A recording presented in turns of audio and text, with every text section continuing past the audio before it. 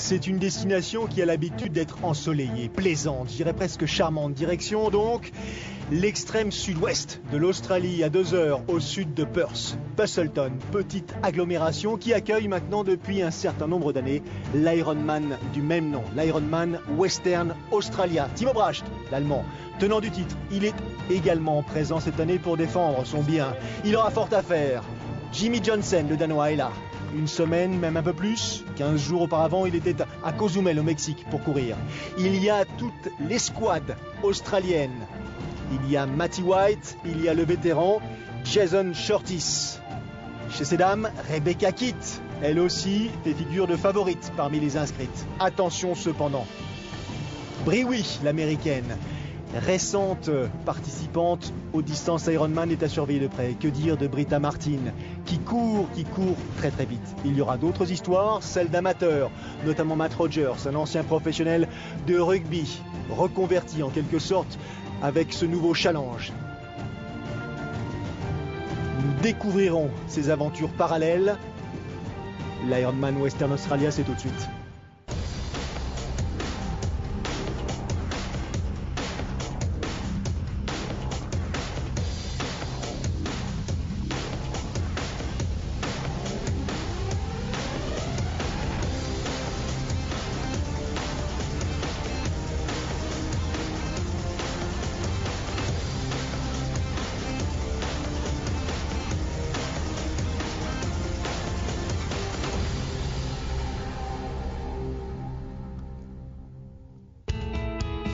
Busselton, c'est là, planté au sud-ouest de cette île-continent, l'Australie. Busselton et sa fameuse jetée, Cyril, une des épreuves qui nous offre, je crois, quelques-unes des plus belles images que l'on a au long de cette saison. Ouais, c'est vraiment des très très belles images, et puis ça fait rêver un peu l'Australie, le pays des kangourous. C'est le premier des deux Ironman qui ont lieu en Australie, qualificatif donc pour Hawaï. Le deuxième sera un peu plus tard dans la saison puisqu'il aura lieu au mois d'avril, mais cette fois-ci de l'autre côté de l'Australie. Une compétition qui réunit en général 1700, 1800 et un peu plus. Cette année, ils sont 1750 au départ et pas mal de pros parce que c'est une course qui a eu lieu effectivement à la fin de l'année 2012, au début du mois de décembre, qui s'inscrivait dans une logique de points à glaner pour Hawaï 2013. Donc les pros les mieux préparés ou ceux qui avaient commencé à se préparer le plus tôt viennent vite chercher leurs points ici, notamment en Australie. Ouais, en effet, ils viennent vite chercher des points. Ceux qui n'ont pas couru à Hawaï donc ont eu le temps de faire une coupure beaucoup plus tôt dans la saison et puis de faire comme ça quelques courses de préparation. Je pense notamment à Jimmy Johnson qui a couru au Mexique et puis qui vient ici prendre quelques points pour essayer de se qualifier à Hawaï. Regardez la liste des pros chez ces dames. Rebecca Kitt, Myriam Wade, Briwi, Britta Martin, des noms que vous reconnaissez. Et notamment Rebecca Kitt qui fait figure de favorite parmi les athlètes présentes. Elle dit qu'il faut surveiller cependant la concurrence. Elle insiste sur le nom de Briwi, l'américaine, qui est une récente, je dirais, arrivante sur le circuit Ironman, mais a quelques facilités à son actif. Très puissante à vélo, bonne nageuse aussi. Briwi qui, elle, retourne le compliment à Rebecca en disant attention, la régularité de cette athlète australienne fait partie de ses vraies forces.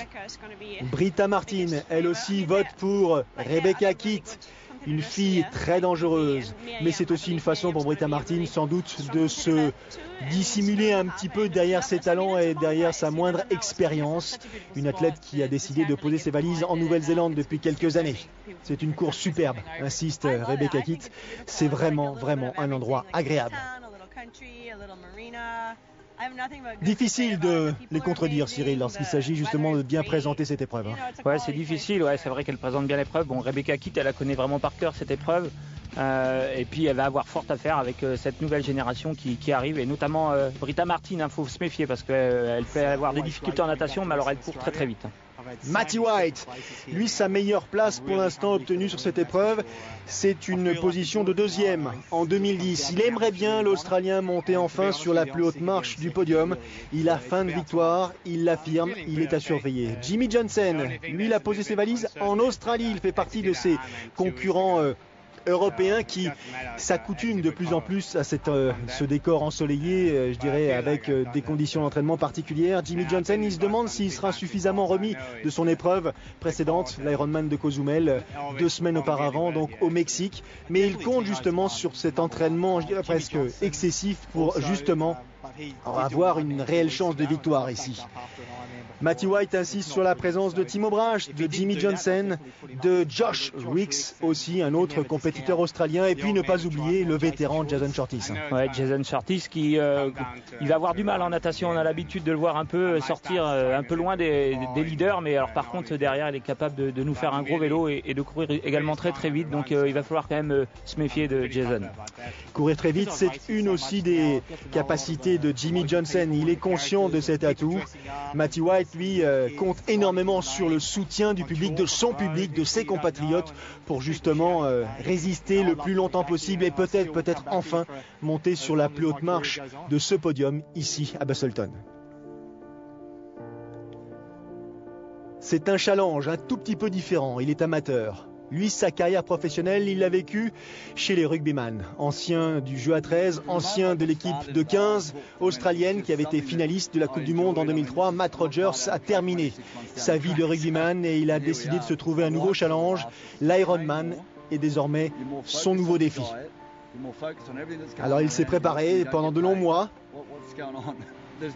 Et puis il a découvert cet environnement en se disant que finalement, cette découverte l'avait permis d'être plus attentif aux autres, plus concentré sur son objectif, que ne comptait plus seulement que sa propre aventure, son propre défi, mais qu'au contraire, dans sa préparation, il avait appris à être plus altruiste, plus généreux.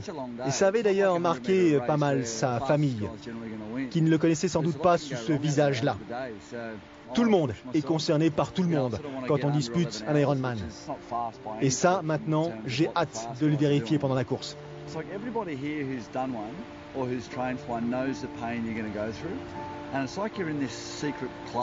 C'est étonnant qu'un athlète de haut niveau comme lui découvre des valeurs qui sont presque, je dirais presque des valeurs banales ou classiques, mais qui là, dans un environnement d'effort intense, lui était étrangère. Ouais, mais c'est quelqu'un qui vient d'un sport collectif, donc forcément, même si les valeurs sont assez proches, elles sont quand même un peu différentes. Et puis bon, c'est une nouveauté pour lui. Et il revient un peu à la compétition. Il avait arrêté un long moment, donc voilà, il faut qu'il se réhabitue un peu aux valeurs du sport. Et voilà, c'est un peu une nouvelle aventure pour cet athlète.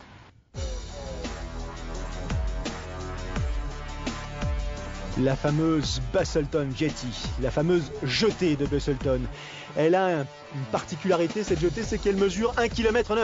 Donc c'est très simple pour la natation, vous faites le tour de la jetée. Voilà, elle a été faite pour organiser un Ironman en effet, puisque la natation en Ironman c'est 3,8 km. Donc les athlètes vont partir d'un côté, ils vont revenir de l'autre et ça fera la boucle.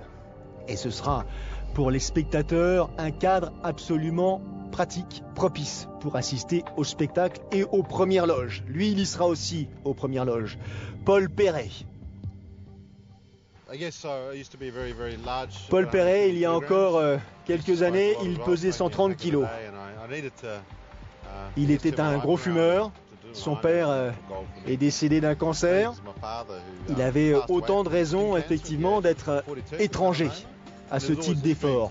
Mais il se trouve que le rêve de son père était de pouvoir un jour disputer une épreuve Ironman.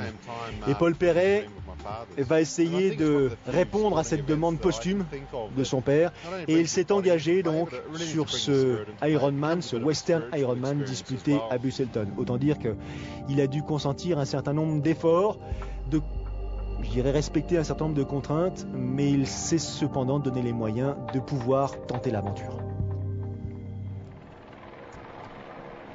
Ça y est, le soleil se lève progressivement. Ça, ce sont les professionnels, amateurs, hommes et femmes. Derrière, les groupes d'âge partiront un peu plus tard. Je vous l'ai dit, 1750 concurrents inscrits. Allez, une petite cinquantaine de professionnels. Des professionnels qui ont un point commun, ils sont tous prêts à ce stade de la saison. Ouais, ils sont prêts parce qu'en Australie c'est la saison, c'est leur pleine saison, donc tous ces athlètes néo-zélandais ou australiens qui sont venus courir en Europe ont pris quand même quelques semaines de repos, mais ils se doivent d'être prêts pour leur saison à eux, donc c'est des athlètes qui logiquement sont en forme et qui sont là, on l'a déjà dit, pour venir marquer des points pour se qualifier pour Hawaï. Alors le voici, ce fameux dessin du parcours natation, donc le long de cette jetée, une jetée que l'on laisse sur son côté gauche. On a parlé des professionnels en insistant sur Matty White, sur Jimmy Johnson, sur Jason Curtis, mais il y a aussi Mitch Anderson, l'Australien, qui fait son retour à la compétition maintenant depuis une année et demie. Mitch Anderson qui a souffert de blessures et d'accidents graves en 2010 et 2011. Et puis il y a un Français présent, Simon Bilot, qui lui aussi a décidé de poser ses valises en Australie en début de saison pour se préparer et tenter l'aventure pour Hawaï en 2013. Il avait échoué l'an passé. Cette année, il essaye de s'offrir les meilleurs environnements possibles pour se préparer correctement. Ouais, se préparer correctement. Donc en Australie, forcément, c'est l'idéal. Et puis c'est bien d'aller chercher des points très très tôt dans la saison pour justement essayer de se qualifier pour Hawaï. Et je pense que pour Simon, c'est une bonne chose que d'aller courir là-bas en Australie. Simon l'avait découvert, enfin du moins le grand public l'avait découvert lorsqu'il avait atteint le podium de l'Ironman Nice en 2009. Il avait pris la 3e place. Bon, entre-temps, il avait effectivement depuis cette période-là performé un tout petit peu parce qu'il a fait des top 10, un petit peu mieux, 8e de l'Ironman Western Australia en 2011. Puis après, il est passé par une zone un petit peu moins visible. Donc il a fallu essayer de se reconstruire. C'est pas forcément facile, ça demande énormément de courage. Ouais, ça demande beaucoup de temps, beaucoup de courage. C'est vrai qu'on passe par des moments durs mentalement.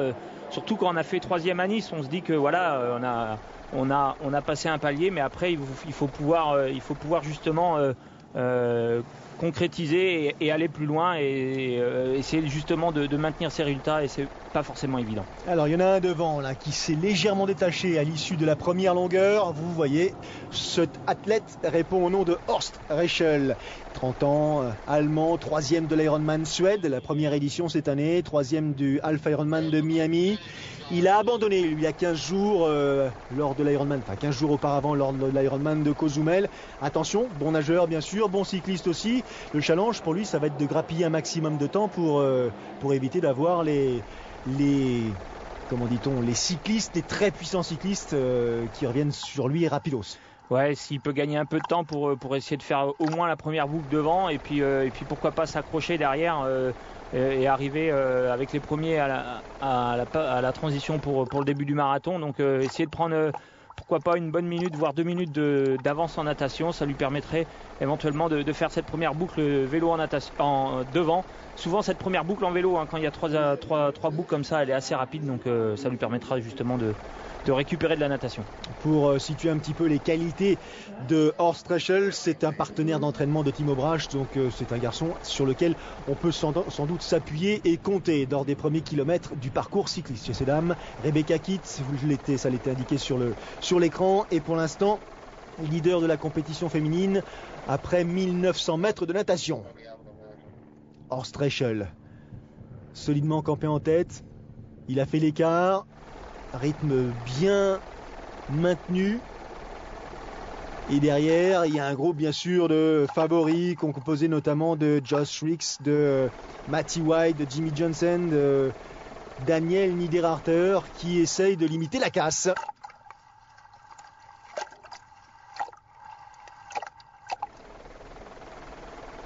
Elle est tout seul, c'est pas évident de se repérer. Donc là on l'a vu, il y a le canoë qui le guide un peu. Pas évident parce que ça n'a pas l'air comme ça, mais ça bouge un peu. Donc il faut surfer avec les vagues, il faut profiter de la vague pour essayer de s'orienter. Et quand on est tout seul, c'est pas forcément évident, même si je l'ai dit, il y a déjà le kayak qui lui donne un petit coup de main.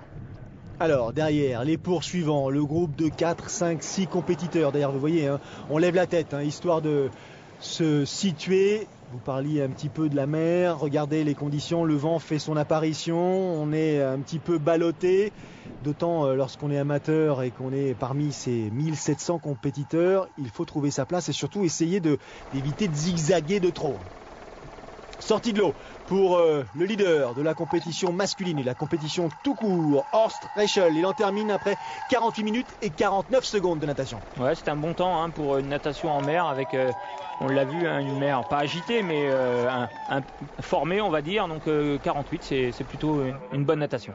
Alors derrière, il y a déjà un écart de plus de 2 minutes 30, 2 minutes 45, hein, c'est significatif. Ouais, c'est significatif, c'est intéressant pour lui, il va falloir qu'il fasse une belle transition et qu'il parte sur un bon rythme pour justement essayer de conserver la tête au moins jusqu'à la fin de cette première boucle. Alors qui Josh Ricks. Après Daniel Liderater.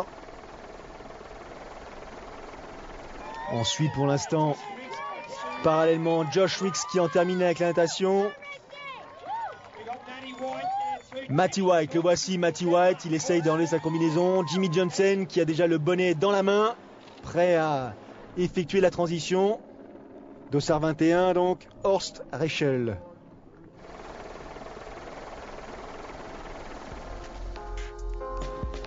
Regardez les temps réalisés. Alors je vous dis 3 minutes, c'est un tout petit peu moins, mais il n'empêche qu'elles y sont presque. La température, ça va monter progressivement, 32-33 degrés, donc un parcours où la chaleur va jouer son rôle. Ouais, on est en Australie, on approche de la saison d'été, donc forcément il commence à faire chaud. Bah, c'est des athlètes qui logiquement sont habitués à la chaleur, hein, donc même si la température va vite monter, c'est des athlètes qui devraient quand même pouvoir supporter cette chaleur.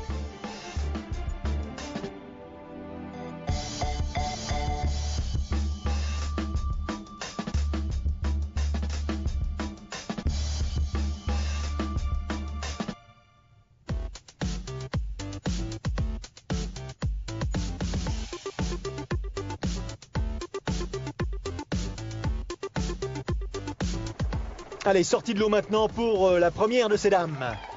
Rebecca Kitt, en plein milieu de l'écran, le bonnet à la main gauche. Elle sort en première position devant Myriam Werd que l'on aperçoit là en gros plan. 53-57 pour les deux premières compétitrices.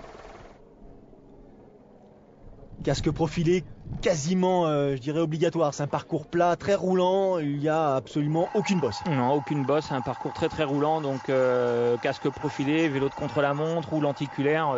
Tout ce qu'on peut utiliser comme matériel pour aller vite et voir très très vite. On a vu Nicole Ward, l'Australienne, sortir en troisième position.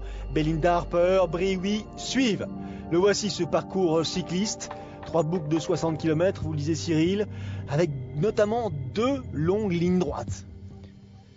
Ouais, c'est un parcours essentiellement en aller-retour, donc les athlètes vont pouvoir s'observer, hein, ils vont effectuer cette boucle 3 fois, donc c'est intéressant quand on fait une boucle comme ça 3 fois parce qu'on prend des repères et puis on essaye à certains endroits de dire voilà, cette portion là il faut que je récupère, il faut que je m'alimente, et il va falloir faire attention à l'alimentation parce qu'on l'a dit, hein, il va faire très très chaud.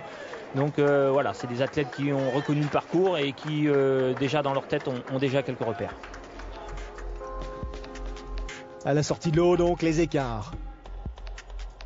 Britta Martin 1h02-12, c'est-à-dire qu'elle a 8 minutes 30 de retard sur Rebecca Kitt. Ouais, c'est déjà beaucoup de retard, mais il faut se méfier de Britta Martin parce que sur un marathon, 10 minutes, ça lui fait pas peur. Alors Britta Martin, elle a cette particularité, c'est qu'elle a remporté au mois d'octobre de l'année dernière donc le Half Ironman de Port Macquarie. Petit gabarit mais agressive. On l'avait découverte à Nice notamment. Elle avait pris une 4e place en 2010 et une 3e place en 2011. Dossard 24, je vous ai dit 21 tout à l'heure et pour cause j'ai confondu le numéro de son dossard avec le numéro de son partenaire. C'est Horst Reichel qui est toujours en tête. Avec lui ou à quelques minutes derrière, le pack de poursuivants. On avait passé Jimmy Johnson, Timo Brash, Matty White. Et derrière, en 4e position, Carole Diaba. Ouais, donc c'est un bon groupe de chasse. Et un peu plus loin derrière, on retrouve donc Jason Shortis qui, comme on s'en habitude, est sorti un peu plus loin en natation, mais il va falloir se méfier de lui sur la partie cycliste. Alors Jason Shortis est sorti de l'eau en 53-56, c'est-à-dire 2 minutes de plus que derrière Jimmy Johnson, c'est-à-dire à 5 minutes du leader. Le voici, leader. Je vous disais, un Allemand, 30 ans seulement. Deuxième du Challenge Barcelone en 2010. C'était sa première performance.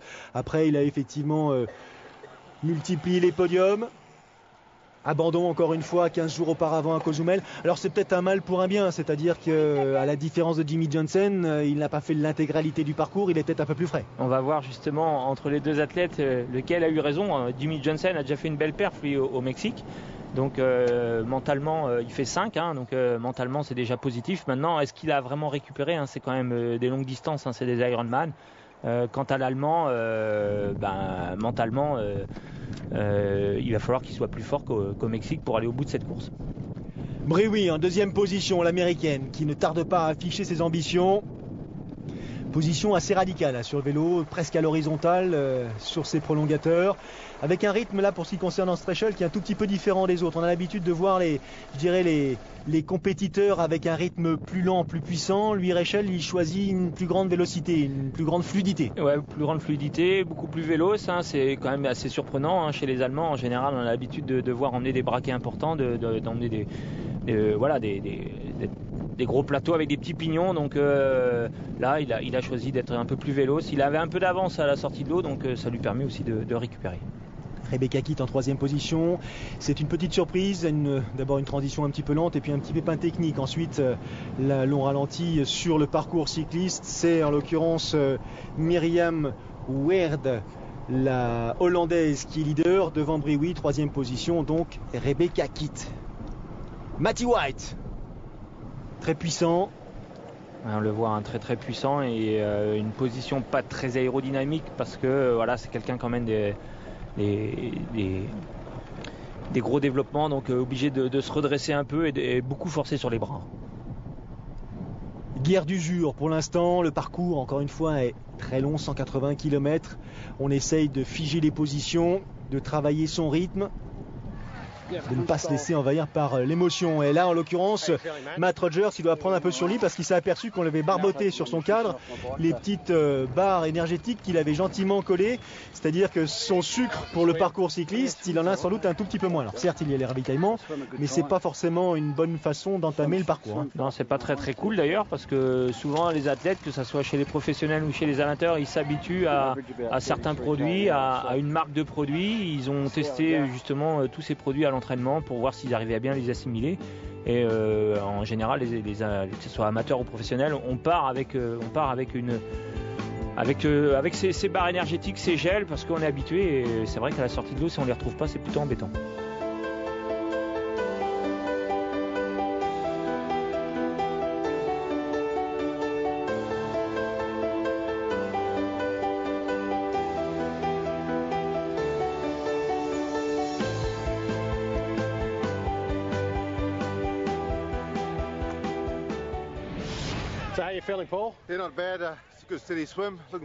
Content de lui, Paul Perret, pour ce qui concerne la natation. Il se sent en forme, mais c'est loin d'être terminé. Il a le sourire, c'est bon signe. La journée, effectivement, s'annonce très longue. Devant, pour l'instant, pas de changement. Horst Reschel, l'Allemand, est toujours en tête. Petit coup d'œil en retrait. Il se demande ce qui se passe. Est-ce qu'il doit attendre? Est-ce qu'il est en train de ralentir? Est-ce qu'il est en train de se dire qu'il est parti de manière un petit peu virulente? Qu'il est en train de tout simplement de se cramer? Parce qu'ils sont organisés derrière, hein. Ouais, ou alors il est surpris que ça revienne pas plus tôt. En fait, il cherche une réponse un peu à ces questions. Je pense que ce jeune homme ne devrait pas trop réfléchir et puis avancer dans sa course. Il a tout intérêt à garder la tête de la course le plus longtemps possible. Myriam Weerd, on l'a vu passer à l'instant, leader de la compétition féminine, deuxième position pour l'américaine. Brioui, vainqueur en 2012 de l'Ironman du Kentucky. Ça y est, maintenant on se croise, on a une petite idée des situations, des écarts. Et toujours le pack emmené derrière de poursuivants par un Jimmy Johnson. Un pack qui a légèrement rétréci. Ils ne sont plus que 3 pour l'instant. White, Johnson et Josh Ricks. Myriam Weerd, la hollandaise. 5e de l'Ironman d'Arizona. Mitch Anderson, Simon Bidot, le voici, le français, dans le deuxième pack de poursuivants. Il revient, Simon, il est sorti de l'eau en 54,03, il est sorti loin, hein, donc il faut vraiment qu'il fasse un effort important pour essayer de combler ce retard sur la tête de course. Très régulière. Campée en deuxième position, l'américaine. Et que dire de Rebecca Kitt et de son expérience. Elle sait que c'est pas utile là de griller ses cartouches trop tôt. Une petite pause et on revient dans une poignée de secondes pour vivre la suite et la fin de cet Ironman western australien.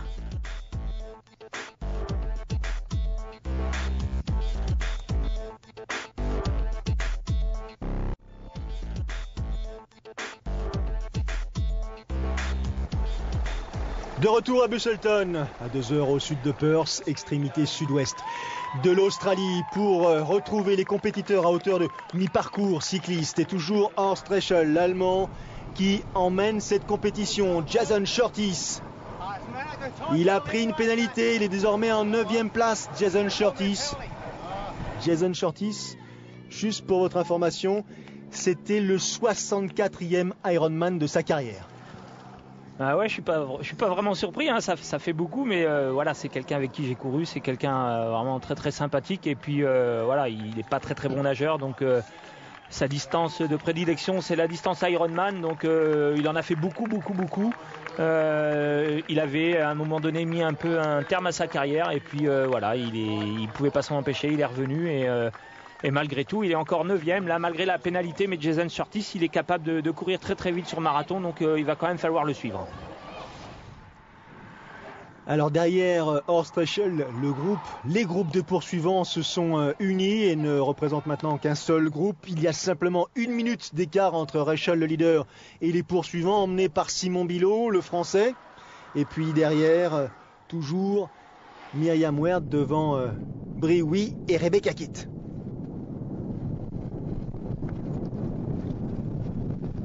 Paul Perret dans ses œuvres. La position est quasiment la même avec Horst Reschel. Ouais, il y a une petite différence quand même au niveau de la puissance, au niveau de la vélocité. Paul Perret est dans une position, on va dire, un peu plus confortable pour lui, alors que l'Allemand, lui, est dans une position de recherche de vitesse, alors peut-être parfois moins confortable, mais son objectif, c'est d'aller vite. Arrêt au stand. Oula, Timo Bracht. Crevaison pour le tenant du titre, qui ne repartira pas. L'abandon, et c'est une information à prendre en considération, abandon de Timo Bracht ici à Busselton cette année. Les longues lignes droites dont je vous parlais un peu plus tôt, bordées d'eucalyptus. Et Mitch Anderson qui a remporté l'épreuve en 2005, deuxième en 2006, troisième en 2007, et puis après quelques soucis de santé, des accidents, il revient progressivement. Simon Bilot en 3e position, le français, maintenant installé à Perth en Australie depuis le début de l'année. Ouais, c'est bien pour Simon là, il nous fait une très très belle course, donc c'est plutôt motivant, c'est plutôt intéressant de le voir à cette position. Il faut maintenant espérer qu'il tienne jusqu'au bout. Oula, quelques difficultés visiblement pour Horst Reschel en parlant de tenir jusqu'au bout. Lui, il s'est relevé de sa position. Est-ce qu'il a des crampes ou est-ce qu'il patiente pour attendre le retour de ses poursuivants immédiats et gérer la suite de la course, Cyril? Ouais, il a fait une bonne partie de la course en tête, donc peut-être qu'il a vu que ça revenait derrière et qu'il préfère se laisser glisser pour récupérer et puis récupérer le rythme du groupe qui va revenir sur lui. Ou alors est-ce que c'est un pépin mécanique? Je sais pas. 3e position pour Rebecca Kitt. 2e position sur la course féminine pour Bree, qui habite et qui réside donc à Hawaï. Regardez les perfs de Bree, à prendre en considération. Et devant, c'est toujours la Hollandaise pour l'instant que l'on découvre à l'écran, Myriam Werd, qui est en tête de la compétition. Ex-joueuse de water-polo, Myriam Werd. Pas banal comme expérience pour ensuite s'inscrire sur des distances Ironman. Oula, ça bouge devant, ça bouge. Et Simon Bilot qui affiche un peu plus fort et un peu plus haut ses ambitions, Cyril. Ouais, il est bien Simon, et puis mentalement il se retrouve pas loin de la tête de course, donc forcément ça donne du punch, ça donne de l'énergie, c'est plutôt intéressant. Maintenant il va falloir faire attention parce qu'on va rentrer dans les moments un peu cruciaux de la course, la fin du vélo, le début du marathon, donc il va falloir bien penser à s'alimenter, bien penser à boire, à s'hydrater, parce que on le voit, le soleil est là maintenant et il commence à faire très très chaud. À peine le temps pour Bilot de prendre la compétition à son compte et d'ouvrir la course que déjà Mitch Anderson lui a pris le meilleur et l'a relayé. Là aussi dans la compétition féminine, décidément ça bouge partout. Bree, l'américaine, est revenue sur la hollandaise et elle relance le soutien de ses proches, de ses amis, un style plus agressif pour ce qui concerne l'américaine. Ouais, beaucoup plus agressive l'américaine, on l'a vu, beaucoup plus puissante. Et puis le fait que ça soit un parcours comme ça, un peu en aller-retour, forcément, on a beaucoup de repères, on voit ses adversaires et voilà, ça donne envie d'aller chercher cette tête de course. Et Britta Martin, vous l'avez remarqué, est en 4e position, elle revient dans la course. Natation difficile mais agressive à vélo et attention à surveiller de près pour ce qui concerne la course à pied devant donc Mitch Anderson, l'Australien. Le retour en l'occurrence de Mitch Anderson, il sait lui qu'il n'a pas forcément toutes les cartes pour ce qui concerne la course à pied et pour faire l'écart avec ses concurrents immédiats, il a intérêt à appuyer sur les pédales et à grappiller de précieuses secondes pour arriver dans l'aire de transition avec une avance confortable.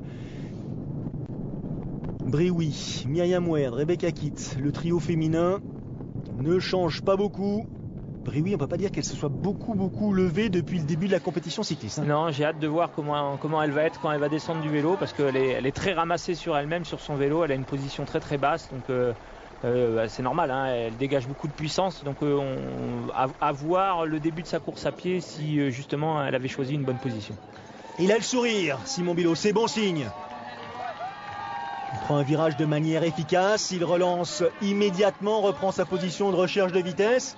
Ce sont des détails, là, ça n'y paraît pas, mais ce sont des détails qui permettent de situer un petit peu l'attitude, le confort dans lequel l'athlète court. Ouais, l'attitude et surtout justement voir si l'athlète est bien ou pas bien, s'il a gardé un peu de jus, justement, s'il est concentré pour toutes ces trajectoires. Alors certes, c'est pas là qu'on gagne la course, mais c'est important de voir la réaction de chaque athlète justement à chaque demi-tour. Elle a l'air sereine, elle est épatante pour ça. Rebecca Kitt en 3e position, elle donne le sentiment de ne pas forcer, d'attendre son heure. Ouais, elle gère un peu de loin. Bon, elle a l'expérience, elle connaît bien la course, elle connaît aussi ses adversaires. Donc on va dire qu'elle gère de loin un peu pour voir à un moment donné si elle doit justement faire l'écart ou justement forcer un peu plus pour revenir. Je pense qu'elle fait aussi beaucoup attention à Britta Martin. On s'hydrate, on s'alimente, c'est important. La chaleur a fait son apparition maintenant depuis de nombreuses heures. Ça cogne, ça tape. Même si le vent provoqué par l'allure des cyclistes a tendance un petit peu à soulager les corps, le fait que Mitch Anderson ait choisi par exemple un haut un peu plus enveloppant prouve qu'il faut il faut faire attention à cet adversaire que peut constituer le soleil dans ces conditions-là. Et on se souvient de l'image à Hawaï où certains arrivent et ils sont bien rosés. Anderson qui continue à cravacher. Un écart qui s'accroît maintenant avec les poursuivants immédiats. Il a près de 4 minutes d'avance, Mitch Anderson, au moment de poser pied à terre et d'arriver dans cette ère de transition. Alors il fut un temps où avec 4 minutes d'avance, Mitch Anderson, il n'avait pas course gagnée mais presque. Maintenant là, ça va être plus compliqué pour lui. Est-ce qu'il va avoir les ressources nécessaires, l'entraînement nécessaire pour justement essayer de contrer les Jimmy Johnson et autres? Ça risque d'être compliqué. Même avec 4 minutes d'avance, ça risque d'être compliqué. Alors il a vécu 2 années de galère, des blessures, des coups du sort, 2010, 2011. Et là il revient progressivement. Pied à terre également pour Simon Bilot, pour Horst Reschel. Et 4 minutes donc qui les séparent de Mitch Anderson, que l'on voit ici crémé avec la visière sur le nez, qui attaque le marathon. C'est 4 allers-retours au programme. Voilà, Simon qui n'a pas pensé à déjà retirer son casque pendant la course à pied. Ça c'est des petits signes, hein, normalement. Voilà, si on est bien, si on est frais, si on est encore concentré, on essaye de gagner la moindre seconde. Et en l'occurrence là, Simon il avait oublié le casque et la jugulaire. Voilà, il donne le sentiment de taper un petit peu le sol, Mitch Anderson. Mais bon, c'est aussi une manière de courir. Un petit peu tôt sans doute pour juger. Le voici ce parcours pédestre donc. 4 allers-retours, pas de surprise. Il faut être sacrément solide parce que là, ça va être très long. On va se croiser de manière régulière. Il suffit que les écarts évoluent un petit peu dans un sens ou dans un autre. Et tout d'un coup, ça va modifier votre façon de vous comporter. Ouais, 4 allers-retours comme ça. Donc les athlètes vont pouvoir se jauger, pourquoi pas faire un peu d'intox pour certains, mais bon, ils vont se voir tellement souvent que c'est vrai que certains vont pouvoir réagir en fonction du paraître de ses adversaires. Alors, 3 hommes en tête, Anderson, Bilot, Reschel, c'est parti pour 42 km et un tout petit peu plus.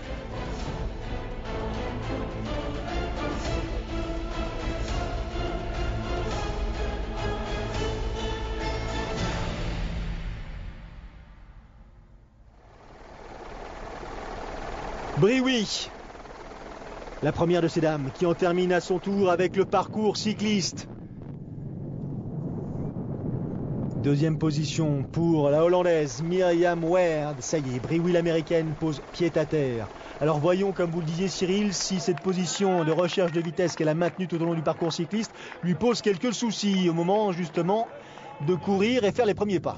On jugera un peu plus tard. Oh là, pour Bilot, ça va un tout petit peu moins bien, même si Rachel n'est pas parti très loin du français. En troisième place, il est revenu rapidement sur Simon Bilot.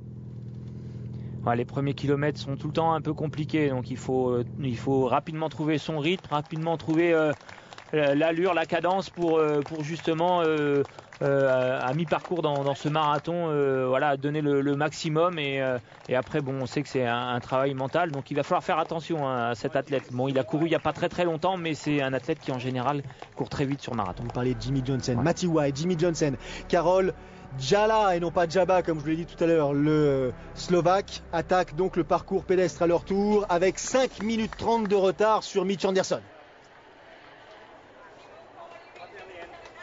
Allez, direction l'attente avec l'équipement de course à pied, pour Briouy.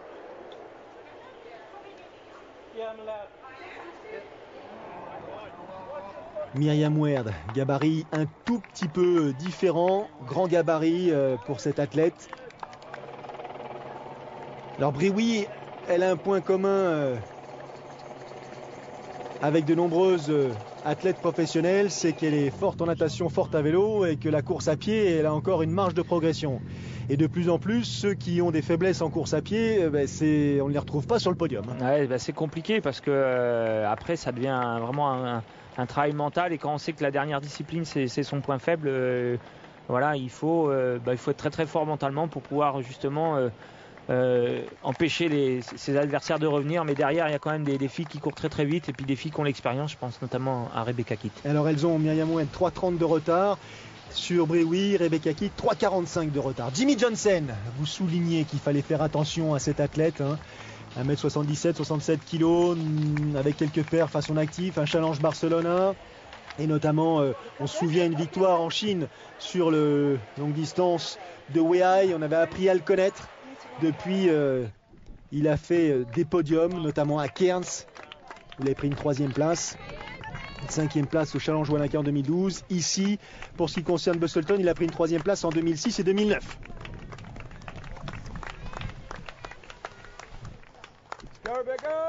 Rebecca Kitt, la voici.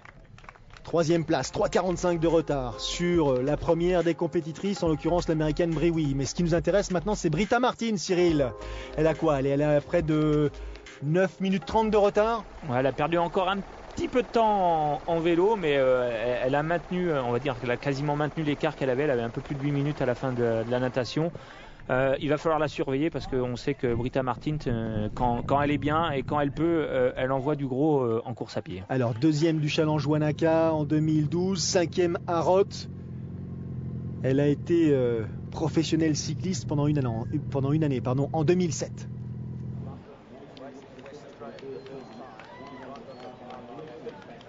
Alors c'est bien ces allers-retours le long de la mer parce que le public est présent, il est là, il vous encourage, il vous soutient.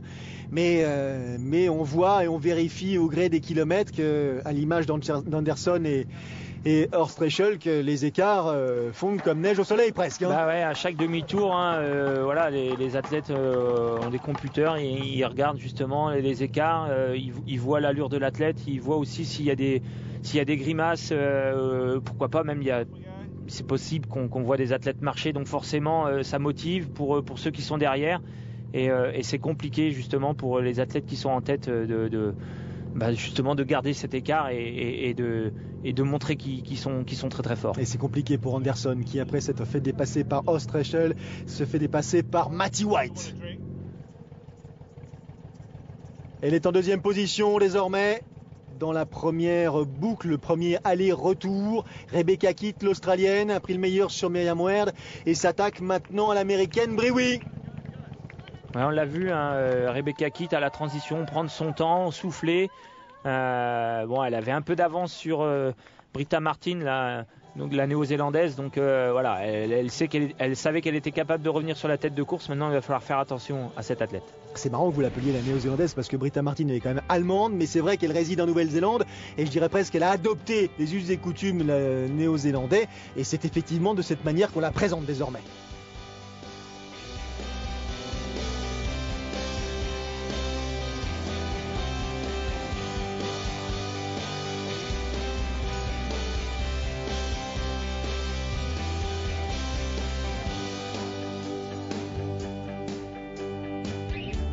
Allez, on retrouve Matt Rogers qui, même si on lui a piqué ses quelques barres vitaminées, a terminé son parcours cycliste.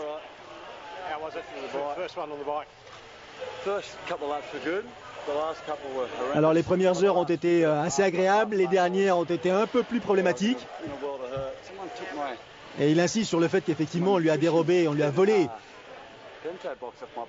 ces quelques aliments énergétique sur le cadre et j'espère que le gars qui lui a barboté ses barres de céréales ne va pas se faire bref, il va pas se reconnaître hein. Matty White, il a pris le meilleur sur Horst Reschel, désormais en deuxième position l'allemand, c'est l'Australien. Donc Matty White, deuxième en 2010 ici, qui a pris le meilleur sur l'ensemble des compétiteurs professionnels. Mais c'est loin d'être terminé. Regardez l'allure, regardez la façon dont Jimmy Johnson revient hein, sur la tête de course. Simon Bilot, lui, il glisse. Que dire de Mitch Anderson? Il glisse davantage. Et Jason Surtees, même après sa pénalité, en dépit de cette 64e participation sur Ironman, il est là. Hein. Ouais, il est là, il revient. Ouais, c'est un parcours qu'il connaît bien. Et puis la partie marathon, c'est aussi un de ses points forts.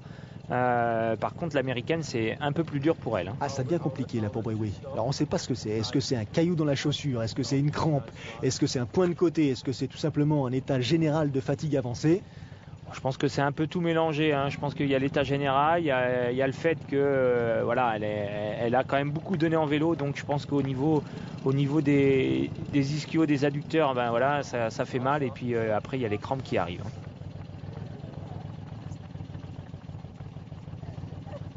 Oula.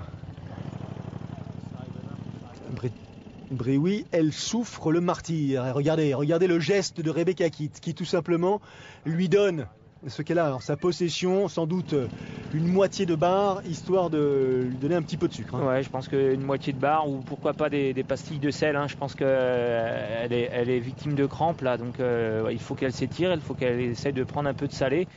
Et voilà, c'est plutôt sympathique de voir ces images-là. On a vu Britta Martin en 3e position qui courait très vite. Et que dire de Rebecca Hoschke en 4e place à cet instant précis. C'est pas terminé pour ce qui concerne la compétition féminine.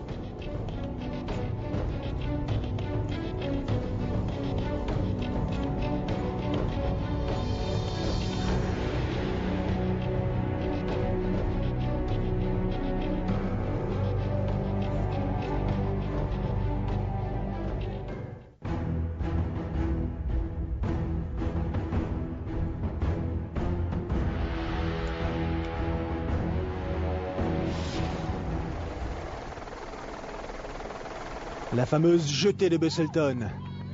Et Matty White en tête. Enfin, serait-il tenté d'imaginer, enfin en tête de cette Ironman Western Australia. 2e, Horst Reschel. 3e, allez, à 4,50 m. Jimmy Johnson qui va prendre le meilleur sur Horst Reschel et maintenant pointer son nez en 2e position. Beaucoup de rebondissements hein, dans cette course, hein, à l'image que des courses australiennes hein, qu'on a l'habitude de commenter. Il y a toujours comme ça sur le marathon beaucoup de changements, beaucoup de rebondissements. Hein. On l'a vu avec l'américaine qui a été obligée de s'arrêter, Rebecca Kitt qui lui a donné un petit coup de main, qui l'a aidé à justement dans ces moments difficiles, et puis Britta Martin qui revient et qui revient à tel point, c'est que Britta Martin là elle est en train de dépasser Rebecca Kitt. On n'est pas à la hauteur du mi-parcours. Jimmy Johnson lui est revenu en 2e position à hauteur du 21e kilomètre. Là les deux athlètes elles luttent, enfin pour ce qui concerne Rebecca Kitt un peu plus que Britta Martin, mais regardez l'allure imprimée par la jeune athlète qui réside en Nouvelle-Zélande, c'est impressionnant. Et derrière ça revient, ça bouge aussi, puisque Rebecca Hoschke prend le meilleur sur Miriam Werd. Oula, Matty White. Matty White qui doit lutter là. Ouais, Matty White, terriblement. Il était sur un bon rythme tout à l'heure. Je pense que dans sa tête, il devait se dire voilà, faut que je reste sur ce rythme-là, faut que je continue comme ça pour aller au bout. Mais voilà, il y a un Jimmy Johnson qui en a profité. Jimmy Johnson qui prend le meilleur sur Matty White à l'occasion de ce dernier aller-retour. Donc, ici à Busselton, Jimmy Johnson qui, 15 jours auparavant, courait au Mexique l'Ironman de Cozumel, une 5e position. Britta Martin, elle ne relâche pas son effort, elle est toute concentrée. Rebecca Kitt qui doit se demander s'il faut essayer ou pas de contrer Britta Martin. Elle doit gamberger là, elle doit se dire avec l'expérience que j'ai, je vais quand même y arriver à revenir. 2h54 minutes, c'est le temps du marathon couru par Jimmy Johnson ici à Busselton. Un temps total donc après franchissement de la ligne de 8h29 minutes et 6 secondes. Voilà, il a fait le plein de points en l'espace de 2 semaines, Jimmy Johnson. Il a fait 5 au Mexique, il gagne ici en Australie. Donc voilà, c'est plutôt intéressant. Il avait fait une petite coupure, il n'était pas allé à Hawaï, il me semble. Et pour bien commencer sa nouvelle saison, et il la commence plutôt bien. Et oui, et Horst Reschel aussi, il la commence plutôt bien. Encore un podium, mais c'est une 2e place cette fois-ci pour l'athlète allemand. 3e position, encore un podium. Décidément, ce ne sera pas une première place pour Matty White qui prend la 3e place ici, 8h38.05.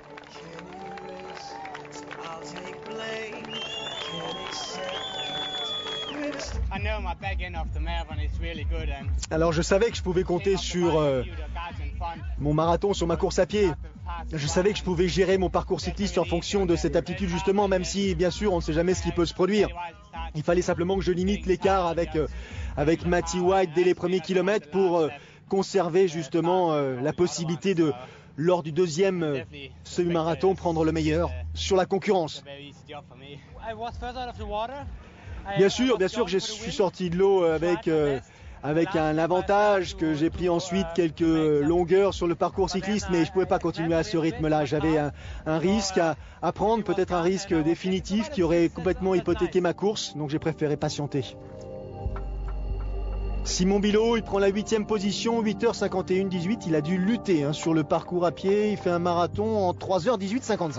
Il a craqué un peu sur ce marathon, Simon Bilot, mais c'est quand même une belle perf. 8e, voilà, je pense que mentalement, c'est important comme ça de faire un top 10, surtout en Australie. C'est quand même les Ironman en Australie sont pas évidents. Britta Martin, marathon en 3h06 minutes et victoire donc ici pour cette jeune athlète en 9h13 minutes. 2e position, oula le masque sur le visage de Rebecca Kitt. Pourrait pourtant être satisfaite de sa course, mais je crois qu'elle était un peu plus ambitieuse que ça. Ouais, je crois que Rebecca, elle était venue avant tout ici pour gagner. On l'a vu tout au long de la course, réfléchir, faire attention, être concentrée. Mais voilà, Britta Martin a été plus forte sur le marathon.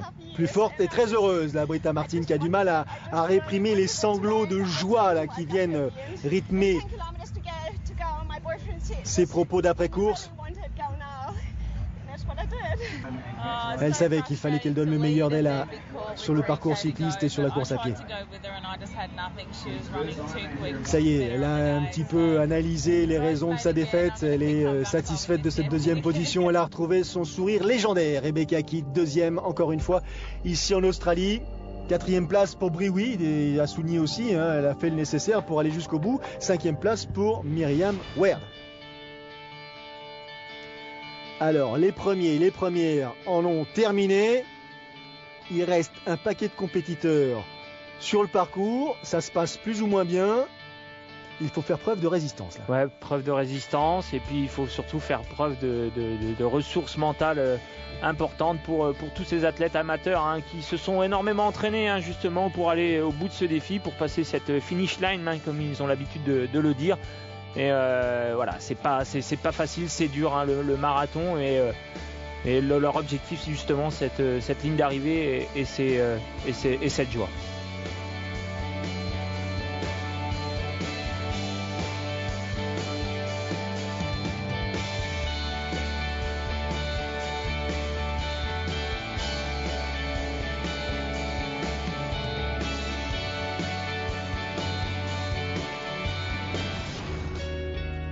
Est-ce qu'il est calmé, Matt Rogers? J'ai l'impression que cette petite promenade là à Busselton a laissé quelques traces. Some pretty deep holes there on the bike and on the run. I don't know how I got through. I thought I was going to have to walk like 30k, but oh man, that was brutal. Is that the hardest thing you've ever done? Voilà, vous l'aurez compris, je crois que c'est sans doute la chose la plus difficile qu'il m'ait été donné de faire, nous dit Matt Rogers. Et madame qui exprime toute sa fierté, fiston qu'applaudit le papa, et Rogers et ses tatouages qui franchissent la ligne d'arrivée.